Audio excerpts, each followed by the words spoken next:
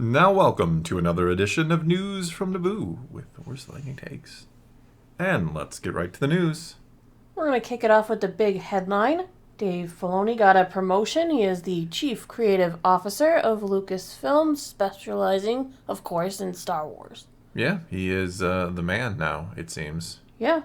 I know you covered this yesterday on your channel. I kind of made an emergency video because that was kind of like something I needed to talk about immediately. So, how do you feel about this one before we kind of delve into some other topics? Because originally we were all excited way back in the day when Pablo Hidalgo, the master of the story group, was going to make sure everything made sense, cohesively went together, and then he kind of just dropped the ball and faded into obscurity. He kind of has, yeah. Everybody used to think he was the man. I'm hoping Dave Filoni can do a better job with this, with keeping the stories consistent, with maybe trying to even things out across the board. I can't help but wonder how things would have been had he had a little more say in some of the projects he did not have any say in, such as Kenobi. Yeah, certainly he couldn't have heard it, right? Right. So it'd be nice to see some consistency, some flow of story across the different projects, maybe. Yeah, I think the it can't hurt. No, I don't think it can hurt. I don't think this is a bad thing to have somebody who loves Star Wars, understands it. And look, Ahsoka has definitely shaken some people's faith or resolve in the guy, right? You're like, well, if you couldn't get his own show right, and I've seen the jokes like Ahsoka's going to be the most important character in Star Wars now. I get the concerns.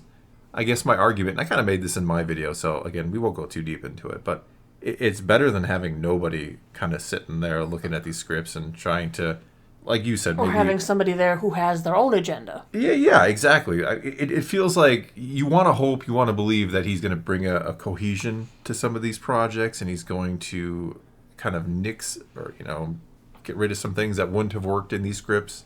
Like you bring up Kenobi. What if he had been there? What if he had looked at those scripts? And I mean, the Inquisitors were his characters, and he didn't have any say into how they were portrayed or used. That's an excellent point. The Grand Inquisitor, he probably would have been like, why does he look like this? And so hopefully he does a good job, right? We don't know exactly how much control he has. I don't think he's like deciding projects as much as he's being like the chief consultant who has a little bit of power to say no or to say yes to certain things. But Kathleen Kennedy is still there. Mm-hmm. So it's really hard to know the full, again, control that he has, the authority that he has. But it seems like he's the guy that they're going to trust to make a lot of big decisions about Star Wars going forward. Mm-hmm.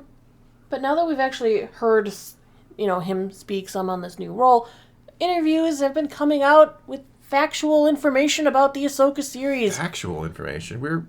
Some things that I believe they enhance what I saw in the show. I already read through all these comments, obviously, that were made, and I approve of them. So we'll share. They talk a lot about what Darth Vader's legacy was in Ahsoka. Okay. What was he in there for? What was the purpose? That is an interesting question. A lot of people were kind of found the message muddled with Vader and Anakin. Yes. And that was an interesting thing. They put that in there on purpose. They put in Anakin, Darth Vader. It's two sides, one person, one honorable, the other not so much. Because he's not ever going to be free of Vader. No, I agree. That's what I said. Vader will always be a part of him. There's a darkness in him, and it's always going to be there. And that was an important thing that they wanted to get across on screen. Because we all know, of course, Ahsoka was his Padawan. I mean, Luke, at times, even wondered about how much his own nature was inherited from his father. Sure, yeah. A little bit. Well, yeah, he did. He definitely did. Did. If your father turns out to be Darth Vader, you're probably going to question yourself a little, sure. Ahsoka also is questioning in the series whether it's possible for her to even trust, or maybe even is she afraid to pass on things she has learned from this individual. I mean, I don't think the lessons of Vader were flawed, or Anakin Well, he did also encourage her recklessness. I don't know that he actually encouraged her recklessness as much as he did dissuade her from it. Sometimes it feels like they were having a battle over who's going to be more reckless. Yeah, I guess. Or who was too impassioned in things. He did pass on a lot of things to her that you could say were tenements of maybe not being so much of a Jedi.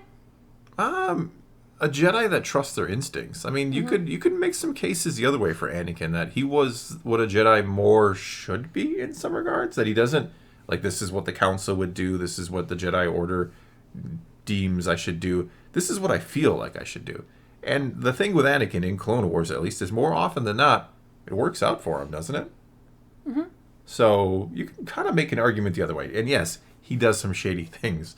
Don't get me wrong. He stabs a character in the back at one point, and Obi-Wan even kind of like, Anakin, that was bad. So he does do some shady things. I'm not totally defending it.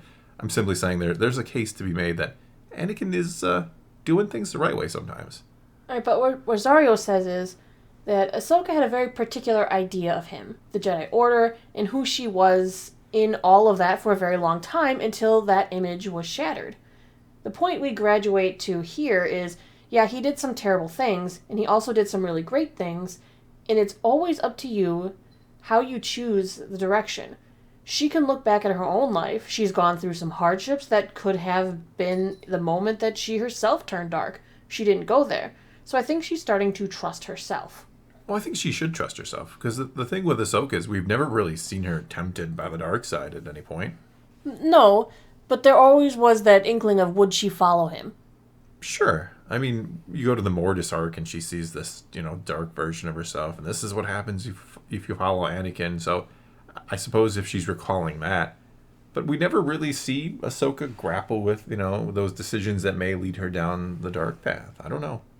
Filoni says, while I had introduced in Rebels the idea that Ahsoka came to understand that Anakin had become Darth Vader, I never really dealt with the fallout from that. How does that affect somebody when a person that they really admire and looked up to turned out not to be the person they thought they were? Are we all just capable of a fall from grace? And what is forgiveness? What shape does that look like? Did I take the good parts of this person with me as well as the bad? Or am I just the good? I thought there was a lot of interesting challenges for her. Okay. I mean, I don't think she would just, get over it. Like, oh, yeah, I guess Anakin turned to Darth Vader or became Darth Vader. Oh, well. I mean, I'm not saying she would never question anything. Well, it is interesting that he brings out the point of when, like I had said, she learned how to be a Jedi from him. And he turned out to do some horrible things. Yeah. You do have to question yourself. Could I turn out like this? I mean, he was my teacher, too. Yeah, but she's also aware of some of the things he was probably doing behind the scenes with Padme, right? Yes. She knew about that, so she knew he wasn't following the rules in a whole other way than just being reckless and, not always listening to the council and taking matters into his own hand. He was doing something that was, very much going to lead him to the dark side, potentially. Well, moving on to talk more about Episode 5 in the series, the World Between Worlds episode, where Ahsoka comes face-to-face with her own death through this near-death experience where she ends up in the World Between Worlds, where she's meeting up with the spirit of Anakin. Rosario says that maybe he's warning her of what can still happen, but that's still significant in a positive way if you want it to be. I mean, anybody can fall to the dark side. You said it kind of before. Like, we all have a limit or a breaking point or something that could probably push us over the edge, so... It's interesting because this does bring up a lot of questions as fans who've known her since she was technically a child. I mean, Ahsoka, now you kind of start asking more of these grown-up questions about legacy and destiny. Is she on the right path? Does she throw her past away in terms of just to move forward? Does she throw it all away behind her? Or is something flawed still worth preserving? Yeah, we're all flawed, though. I mean, there is no we didn't slay a room full of children flawed. Well, no. Obviously, not everybody has that kind of darkness in their past, right? But we all make mistakes. We all screw up. We all do something we regret. I mean, every single person. There's no person who has lived a full life who doesn't have something that, like, oh, yeah, I shouldn't have done that, or I regret that, or that was bad. So we all make mistakes. Well, Rosario says, we're able to take a little bit more time to go, what does this feel like? What does this mean? And explore the choices that come from that kind of reckoning. We've seen that when she decided to leave the Jedi Order. We saw that when she walked away from Anakin. There have been pivotal moments. This felt like that seminal moment again. This is a different rite of passage. I mean, I don't disagree that there's something that could have been done there. I just don't know that it was done extremely well. Well, talking more about the World Between Worlds, of course, we got Hayden Christensen back. He was super excited to get to come back and play this new version of his character, a version we've not seen before. What he says is about the uncertainty of that scene, of seeing him in the World Between Worlds, is That's the beauty of how the episode was constructed, in my opinion. Inevitably, the audience has to question what it is they're watching. Is this really the world between worlds? What is the world between worlds? Is this actually the spirit of Anakin Skywalker? Or is this all in Ahsoka's subconscious and we're just going down the yellow brick road as she's drowning and fighting for her life? I think that episode provides a few really good clues, but it doesn't spell it out for you. No, I don't think it spells it out. I mean, going back to the Ahsoka thing, though, like, the one thing that they really missed on is Ahsoka questioning Anakin. I mean, a little bit, but, you know, she's putting all this onus on herself in a way when she should really be like, dude, like, you're the one who did all these things. Like, that's not who you were. Like, what happened? And how do you even grapple with that now after the fact that you're still kind of a living spirit? Doesn't that haunt you still? And the result, I mean, there's so many things you could have done with the Anakin and Ahsoka thing. And I'm not saying what they did was horrible. And I'm not saying that it should have been 3 hours of those two having a conversation, because they probably would have in another circumstance, right? But I don't know. I feel like that could have been something different and worked better. But that's me. Well, the interviewer did ask even Filoni what they thought about Anakin. I mean, kind of changing or moving around with this character that George created, and George wrote Anakin, George wrote Darth Vader. Filoni says, "My feeling about Anakin is that George resolved everything about Anakin. I don't think I have anything to do there. I'm not trying to add anything to that. Everything Anakin's involved with is about her. It's about her point of view on Anakin. It's about what Anakin taught her. He's there in more of an Obi-Wan role that we saw in the old movies. He's not there. Actually, I disagree with that. That's kind of what I was just saying. Like, Anakin, like, I understand, like, his story. You could certainly say the story of Anakin Skywalker is done at the end of Return of the Jedi. And if we never see him or anything about him again, like, that's a complete story. And if you're going to bring him back, like, and if that is Anakin Skywalker, if that is his consciousness, like, how do you, even in this non-linear afterlife, how do you kind of cope with some of the things you did? There, like I said, there are questions there that Ahsoka could have asked him.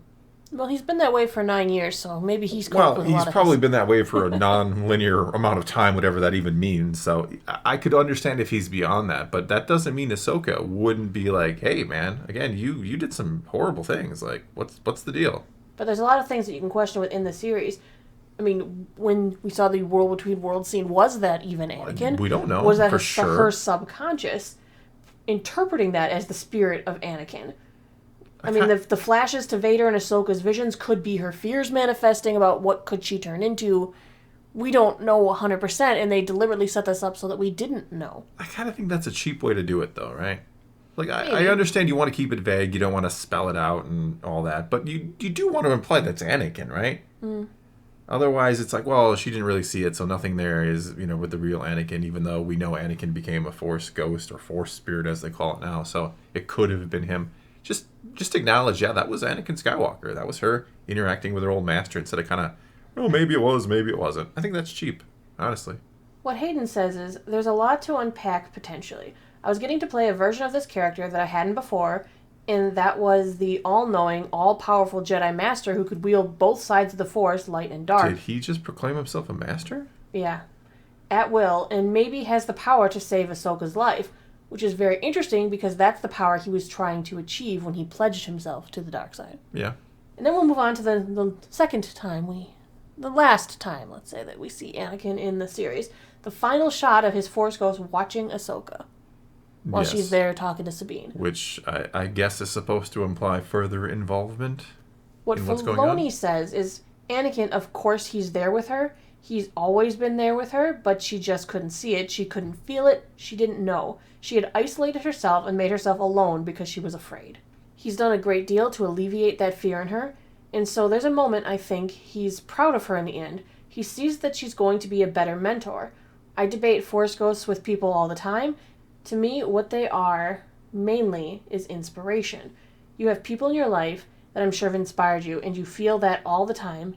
You feel that when you need it.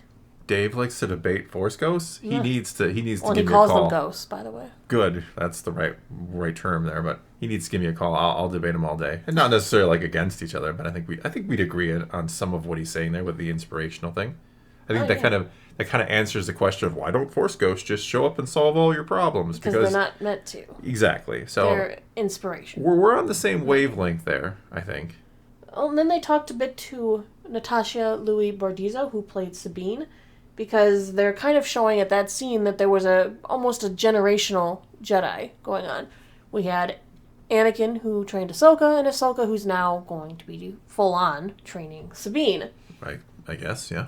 Bordizzo says that part of the reason Ahsoka originally had issues in trusting Sabine was because she reminded her so much of her master in some ways, in terms of the internal struggle she was going through. Oh, they totally missed that making that connection more obvious. And they really should have played that more obvious, yeah. Yep. About her feelings with Ezra, about her family. It was like served up on a platter and they just slapped it away like, nope. No, instead now we have the actors coming back and saying that. Had they said that during the show, had we had that interview during the show, that could have changed how I perceived some things. Well, it should have. You shouldn't need exactly. Yeah, it should have been obvious in the show that there was a connection there because that is interesting, right? That would have been good. That elevates the show, in my opinion. Bordizzo kind of sees the first season as setting up an enduring drama between Ahsoka and Sabine. She says that hopefully that can evolve. It didn't have enough time to evolve in season 1 because as you're learning about all these characters, they're also going through crazy upheavals and war and problems. So we'll see where that goes. I suppose we will in season 2 of Ahsoka, assuming it gets greenlit, which is was not confirmed by this. It's a possibility. It's a possibility because they're still obviously juggling things after the strike and the timelines and when they want things to happen. There's going to be a lot of shuffling and stuff. A lot on the shoulders of our new creative chief officer there. Yeah. All right, well, that's going to be all we got for you this time. There's certainly more to this article we will dig into in the coming days. But for now, that's it. So take to the comments below. Tell us what you think about what we discussed here. Tell us what you think about Dave Filoni ascending to the role of Chief Creative Officer. And let's talk some Star Wars. And so until next time, thanks for watching.